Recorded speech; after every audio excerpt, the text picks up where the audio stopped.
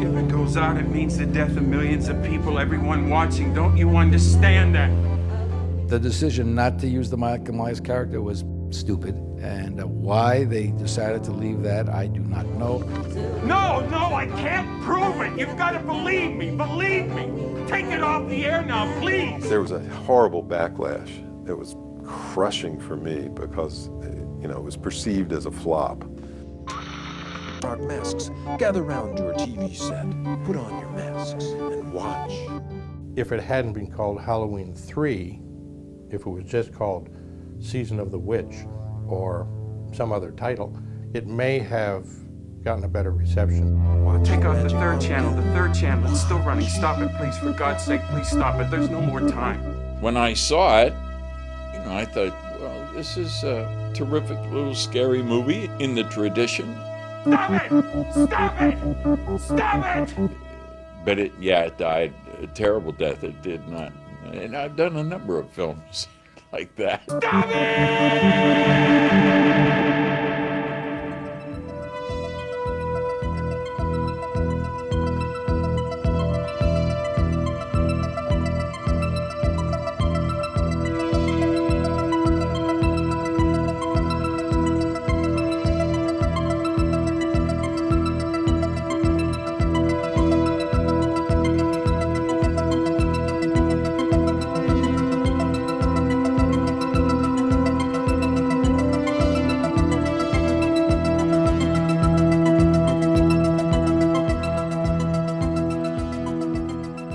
It's a real riddle how we got to Halloween 3, Season of the Witch.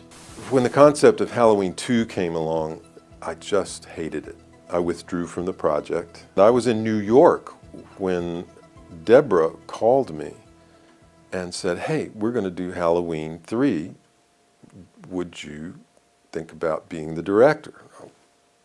It was a godsend because I had been worried all along that our paths had just, split and weren't going to get back together ever. And when she said it's not a real sequel, it's not going to have anything to do with the other two, I went, I'm in. I take no responsibility for Halloween 3 or credit. I had nothing to do with it. They just sent me a nice fat check. The decision not to use the Michael Myers character was stupid. It was really ill-advised. We now know that Michael Myers is the backbone of this whole franchise, and why they decided to leave that, I do not know. I was not consulted. Our thinking makes great sense and is a real money-making idea that everybody somehow just managed to drop the ball, including Universal Studios, and that is this: each year, let's come out with a new movie on the subject of Halloween, All Hallows Eve, and all that goes with it. It could go in any direction it wants, and each one can spin off any number of their own sequels. Now, tell me, is that not a great, fertile idea that could make money for the rest of time? Halloween 3, for me, was really sort of fun from the standpoint that it wasn't making a sequel that was a Michael Myers film that we were sort of rehashing. It was, in fact, an opportunity to create new adventures and visuals that made it enjoyable for me. Halloween 3 is not a knife movie the way Halloween was. Halloween 3 is a pod movie. Halloween 3 owes a lot to the invasion of the Body Snatchers.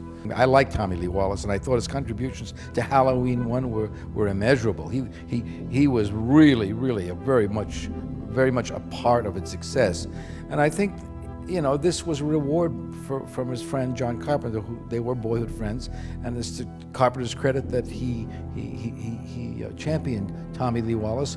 I mean, he was the production designer and the editor, so he was a serious contributor to Halloween 1, but also understood the sensibilities of that kind of, suspense filmmaking. And so that to me was very encouraging.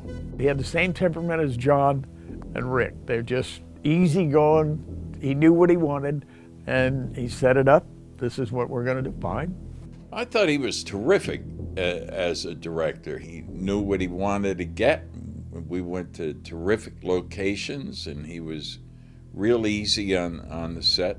He did not have the ego that some directors can have, and some certainly writer-directors. So he was great to work with. He really was. The sole written by credit on Halloween 3 for the screenplay is just about the most inaccurate credit you could ever conceive of. Nigel Neal, a well-established icon in horror because of his invention of the Quatermass character in British television and features that had had a lot of mileage. John was a big fan. I think it was John who was instrumental in getting him to come up with a screenplay for Halloween 3 based on a concept that Debra had been promoting, which was basically witchcraft meets the computer age. He had had some lousy experiences in Hollywood, and from his perception, I believe he felt that, as a general rule, Hollywood had mangled his stuff. And so it's almost like he had a chip on his shoulder. And so when he turned in his screenplay and we read it, any criticism that we gave was going to meet with some resistance, I think. And we did have criticism. It was moody, it was dark, it was fascinating. I loved it. I'd say fully half, probably more, 60% of what he did is what that screenplay is. John was the first one who did a rewrite. He may have been surprised that his protege, me, wasn't all that enamored with what he had done, so I did a rewrite. But anyway, I was the only one with a name on the movie. So you can see what a ridiculous credit that is. I think there was, again, this sort of team feeling about it. The fact that we were all going to be working on a variation, but, all of us, bringing our own skills and artistic sensibilities. I did get the job on Halloween 3 because I had done Halloween 2. I think it's almost the exact same crew. A lot of the same people are on both movies. Because Debra Hill, remembered us all, and she was very loyal, and she just, said, hey, who wants to do another one? The cast on Halloween 3 were completely different. I don't know, your father came into the hospital. I thought he was crazy, out of his mind. He's hanging onto a Halloween mask, he wouldn't let it go. And what he said was, they're gonna kill us all. And in a little while, he was dead. And I don't know what the hell is going on. Tom was already sort of a member of the family. And it was Debra who suggested Tom. Not your most obvious choice, not a pretty boy, not a youth, but she felt that would be a nice, different way to go, and I completely agreed, so that was easy. Drinking and doctoring, great combination. I didn't feel very much like a medical professional because, right off the bat, I walk into my house and Nancy Loomis is my wife. She's actually Tommy Lee Wallace's wife at the time while we were shooting, and I walk out on her and the kids. Have a couple of beers and run off with some young chick and head north. I don't know what the hell kind of a doctor I was. A classic story, Spanky. Like Tommy Lee Wallace having no ego, Tom Atkins the same. He was not like your typical actor who's, all worried about himself and me. He was as gracious and as charming and as generous an actor as you get to work with. He always took the job seriously, but never took himself seriously. So it was always fun, working with him. There are a lot of actors that have been around a long time who choose kind of what they do during their career. And I never really had that luxury. To me, a job was a job. If somebody invited me to play a starring role in a movie, hell yeah, I'll do it. I'm there. Is this my father? I was traumatized by seeing The Exorcist when I was a young girl, so I stayed away from horror movies. I got a copy of the script and I thought, wow, this is a great part. And I went in to read. John was there, Debra Hill was there, and Tommy Lee, and a couple of other people, and we sat in a room and saw the final 3 or 5 girls that they had selected to narrow it down. And as soon as Stacey walked in, everybody perked up. Literally, as I walked in the door returning from the audition, they offered me the part. I mean, that never happens, so it was great. What I liked about Ellie was she was a strong girl. She didn't give up. I liked the flirtatious aspect of her. She went for what she wanted, and she basically got it, except in the end. But she was a strong character, and I like strong female characters. I think we all do. We did one scene together, Stacey Nelkin and I. We're coming down the road in the car, and there's a telephone pole like this, and the camera's shooting this way, and I'm supposed to come and not clip the telephone pole, but go by it. And then we cut to it, I'd run into the tree.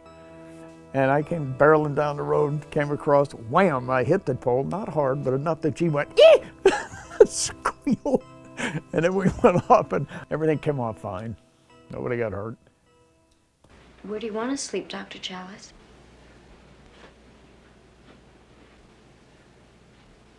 That's a dumb question, Miss Grimbridge.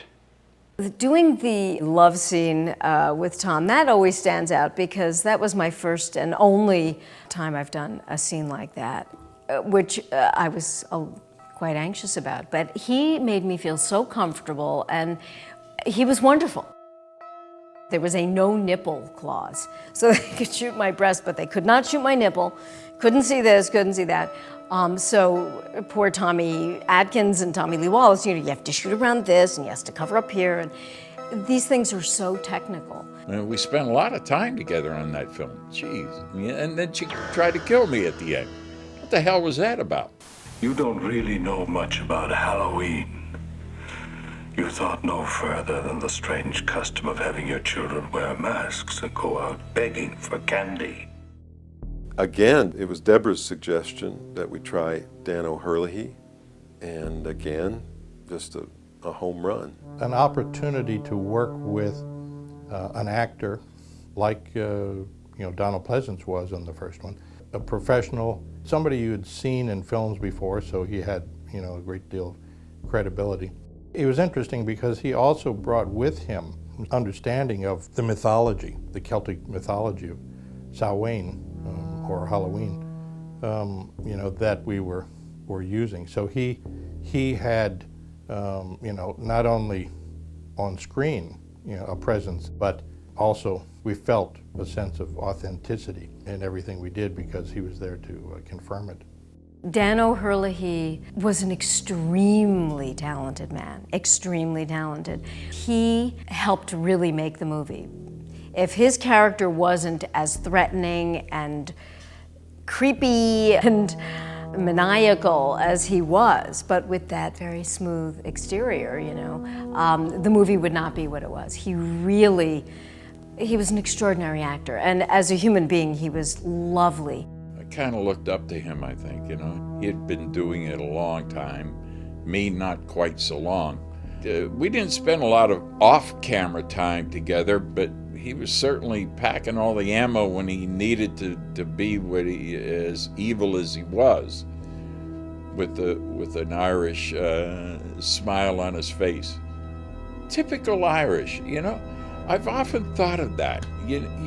I've been to Ireland a couple times for visits, and you go there, and they're also, "Hail fellow, well met, hi Yank, have a beer, what do you think, how you doing," all that. And I've always thought that just underneath that smiley surface is someone just waiting to knock you in the face and knock you down, and then smile over top of you. What I want to know is why they put their factory out here in the middle of nowhere. We shot the mystery town, Santa Mira, a little village up in Northern California played the part, and in real life it's every bit as strange as it appears on film. It was such a small, sleepy, quiet town that you kind of got the creeps from it, because it was one of those where everybody's watching everybody and everybody knows what's going on with everybody. It had a weird vibe. It really did. You do get this eerie feeling when you go into town that people are behind curtains looking out. We didn't have to stretch very much. We went on location, the site of a paper pulping factory, and it is the stinkiest place I've ever been in my life.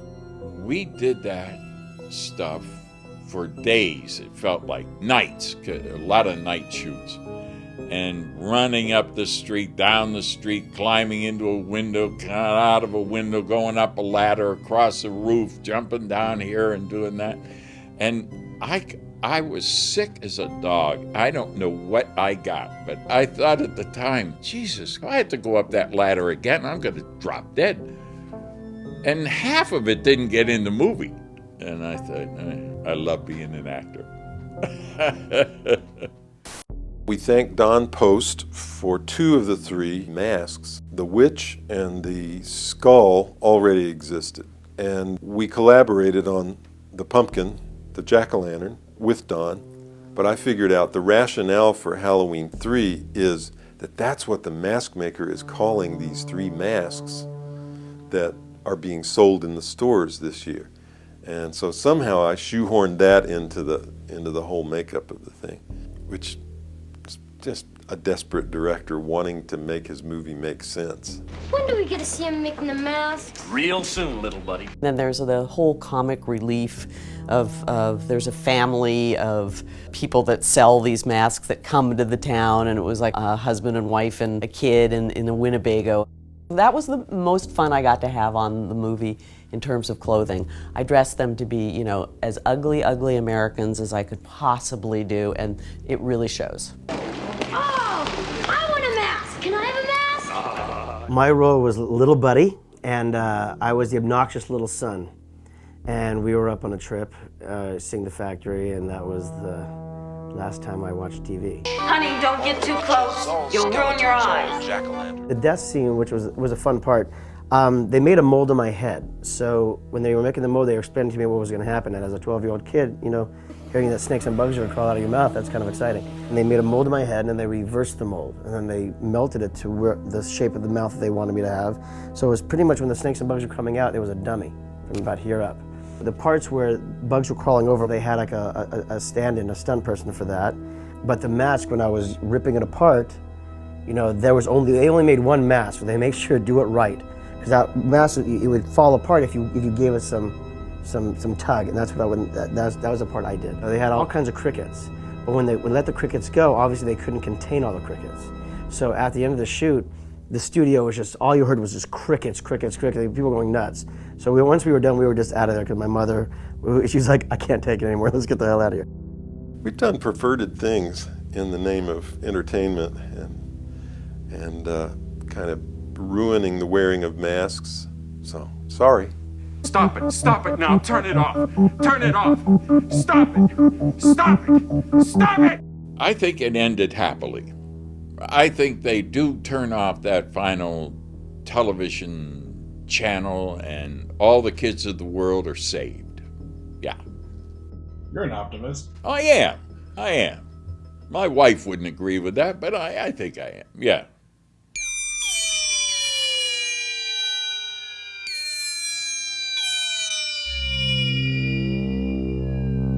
Halloween 3 was just take everything you guys know how to do and go for it.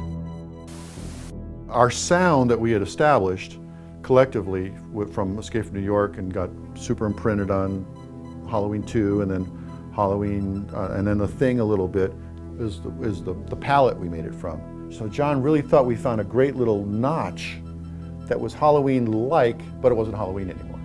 So he felt we successfully did that, and then we just went on from there, and whatever we came up with on sort of on the fly. In fact, I had created the technology, or shaped the technology at the time, so that it was really start the movie and just start playing. So John referred to that technology as the electronic coloring book, and there's no big technical sweat to making these things happen. It got easy. He loved the fact that it was easy. All right, roll it.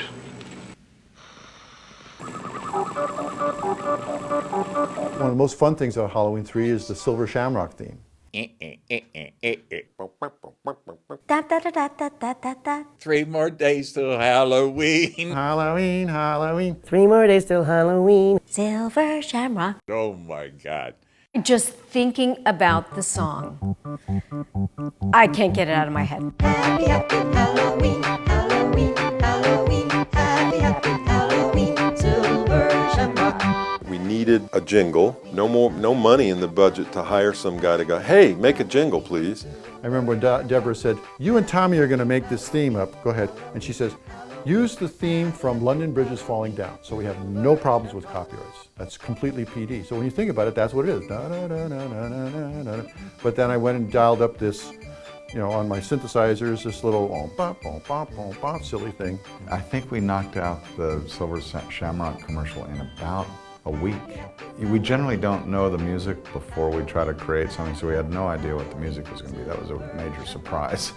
I discovered I could do adequate voiceovers or create fake sound effects just for temp work in the cutting room. So I slowed down the tape recorder, and Tommy Lee Wallace sang that, much like the Chipmunks would do. So he had to think, 3 more days to Halloween, and then you speed up, and so the pitch came up and the whole track came up. It turned out that I had a certain cheesy radio announcer voice that John liked, and used it in Halloween and again in The Fog as the smooth sound, K-A-B, which I loved doing. So this was no different. Gather round your TV set, put on your masks, and watch. The big giveaway at 9, Just, I was fast, and I was right there, and I was free. And so, once again, no-brainer. It's one of those strange, really graphic images and sound that I think it's basically designed after kind of a commercial jingle that sticks in your head, and then you kind of take it out of the theater and get freaked out about it after you've seen the movie. Turn it off. Stop it. I can honestly say I have never done another one like that. So it's a very unique highlight of my career. It's one wild little moment, but it is stuck around, which I think is remarkable. People remember that. You leave the movie and that's going through your head. That maddening, repetitive song. Stop it! Halloween. The dead might be looking in. Stop it! The world's going to change tonight, Doctor. Happy Halloween. Halloween 3. Season of the Witch. The night no one comes home.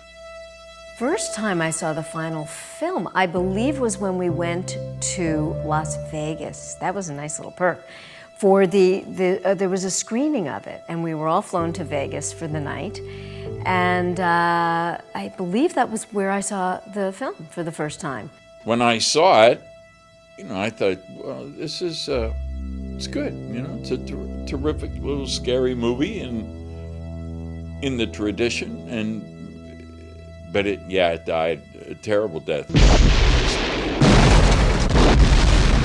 The film did not get a lot of good reviews. It did not stay in the movie theaters for longer than maybe a week. It did not do very well. Sequels are an expectation by the audience of a continuation of the characters they loved.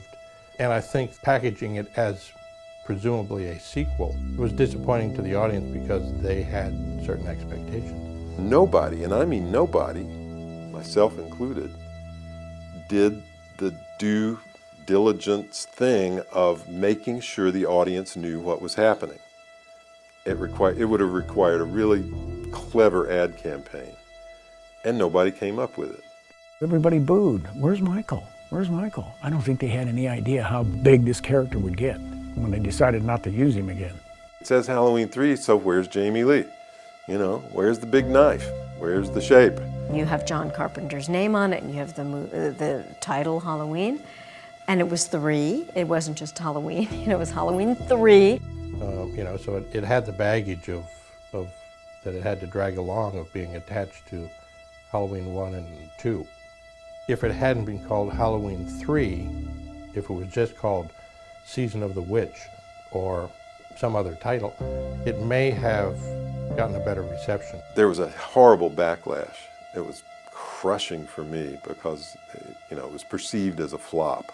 And it was the producers who said, look, Michael Myers is making us so much money, it's just dumb to forget the anthology thing. And happily, for Mustafa Akkad, as it turned out, the sequel rights reverted back to Compass, and there they sat for quite a while before another movie was made. And so at that point, sort of John and Debra didn't want to play anymore. So I have to say I was disappointed, you know, as did John and Debra and everyone involved, that the audience didn't grasp onto it as we had hoped. So we're sort of the bastard child, the black sheep of the family, but that's okay.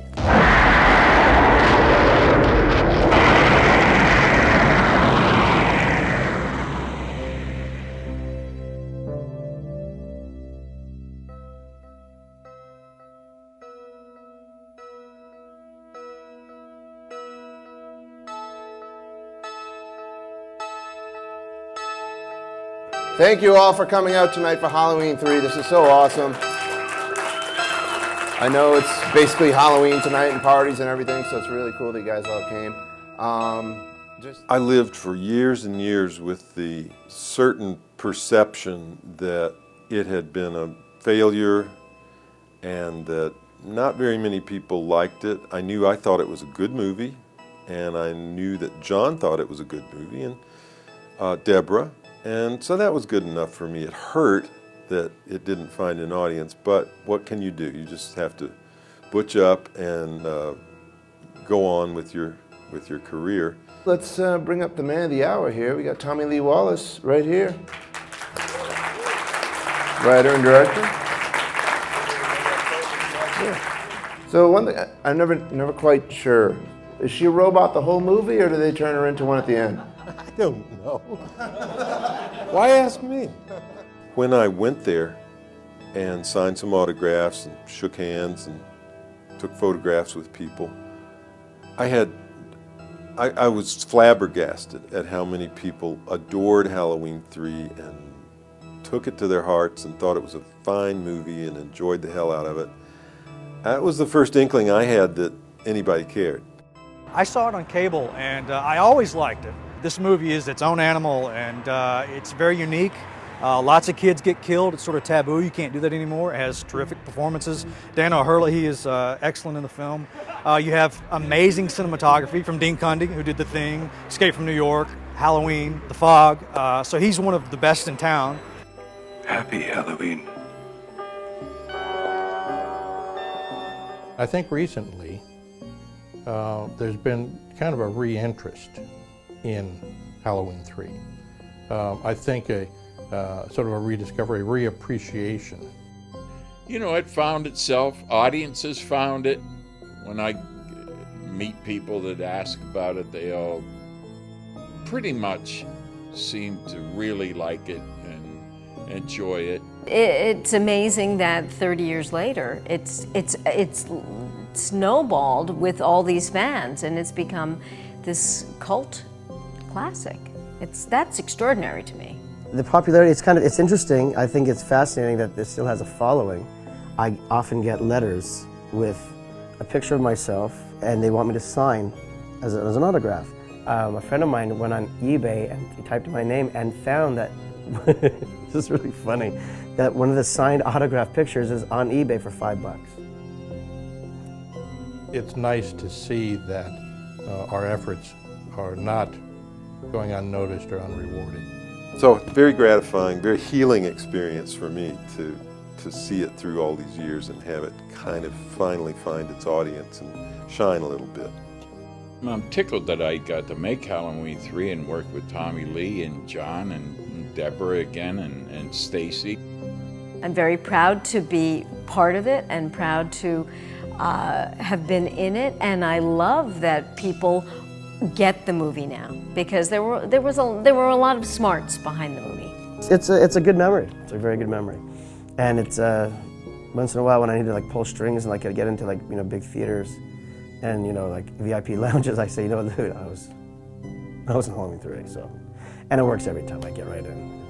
It's quite fun now.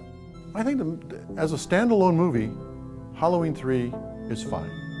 It's a good production, the story works, it has its shock value. It's a great little movie on its own. It's a standalone film. Don't judge it by Michael Myers with or without. Just watch it for its own content, and it's a pretty good little movie. Now, in retrospect, you look back at it, and it has its own charm, and in spite of the fact that it wasn't as successful, to me that was okay, because I enjoyed my adventure on Halloween 3. It has slowly but surely accumulated that annual audience that loves Halloween, loves the season, and loves the movie. So it's been very gratifying to notice that the fans are legion. They're out there. So thanks, fans. I'm really happy about that. Happy, happy Halloween, Halloween, Halloween, happy, happy Halloween, Silver Shamrock. Happy, happy Halloween, Halloween, Halloween, happy, happy Halloween, Silver Shamrock. It's almost time, kids. The clock is ticking. Be in front of your TV sets for the Horrorthon. And remember the big giveaway at 9. Don't miss it. And don't forget to wear your masks. The clock is ticking. It's almost time. Happy, happy Halloween, Halloween, Halloween, happy, happy Halloween, Silver Shamrock. Happy, happy Halloween, Halloween, Halloween, happy, happy Halloween, Silver Shamrock.